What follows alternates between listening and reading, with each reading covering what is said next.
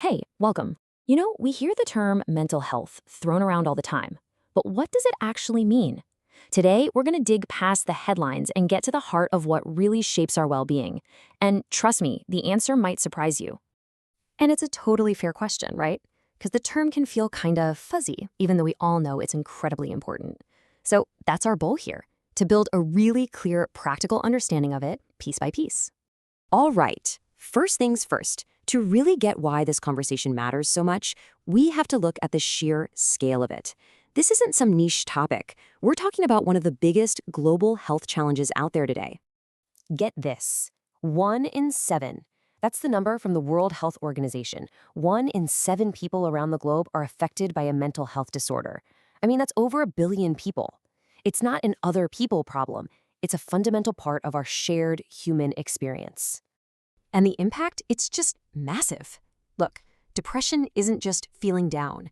It's the single leading cause of disability worldwide. And for young folks aged 15 to 29, suicide is the second leading cause of death. It often starts early, too. That same 1 in 7 stat applies to adolescents, and so many of them face it in silence because of stigma. So yeah, this is not some distant issue. It's right here, and it's urgent. Okay, so with numbers like that, what are we really talking about when we say mental health? Most of us think of being healthy as just not being sick. But it turns out that's a really incomplete way to look at it. The World Health Organization actually has a great definition for this. They say health isn't just about not having a disease. It's a state of complete well-being. And notice the key words there: physical, mental, and social. They're not 3 separate things. They're all tangled up together. And that leads us right to the definition of mental health itself. And what's so interesting is that it's not about being happy 24/7. It's about capacity. It's about being able to realize your own potential, handle the normal stresses that life throws at you, work productively, and, be a part of your community. It's really about functioning well as a whole person. Okay, now this is where it gets really interesting. For centuries, when we looked for the cause of an illness, we basically only looked in one place: the body. But then, a totally revolutionary idea came along in the 20th century, and it flipped our entire understanding of health on its head. Meet George L. Engel. Back in the late 70s, he looked at how we understood health and said, you know what, this is way too simple. He was convinced we were missing a couple of huge, massive pieces of the puzzle. So the old way, they called it the biomedical model, saw any sickness as just a biological issue, a germ, a faulty gene. Mind and body, totally separate. But Engel's idea, the biopsychosocial model, said no way. Health is an interaction. It's not just your biology. It's also your psychology, your thoughts, your feelings, and your social world, your relationships, your environment. It's all connected. Let's break down those 3 pillars. Think of it like this. Biological is your body's hardware, your genes, your brain chemistry. Psychological is your mind's software, your emotions, your beliefs, how you cope with things. And social, well, that's your network, your friends, your family, your culture. Real, solid mental health happens right where those 3 circles overlap. And this is such a great way to picture it.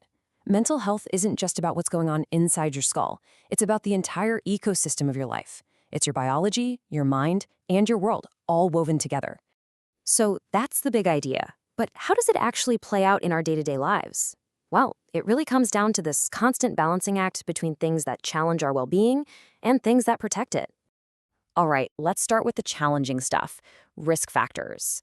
These are basically the experiences or conditions that can put a strain on our mental health and make us more vulnerable when things get tough.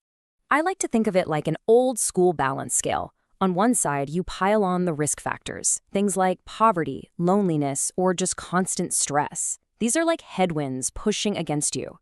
But on the other side, you have what we call protective factors. These are the tailwinds, the things that act as a buffer and help build us up.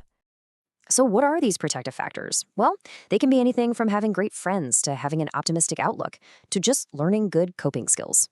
And look, they don't make the risk factors disappear, right? But they give you the tools and the support you need to handle the tough stuff when it comes. Okay, let's pull all these threads together. What we've seen is that mental health is way more than just feeling happy.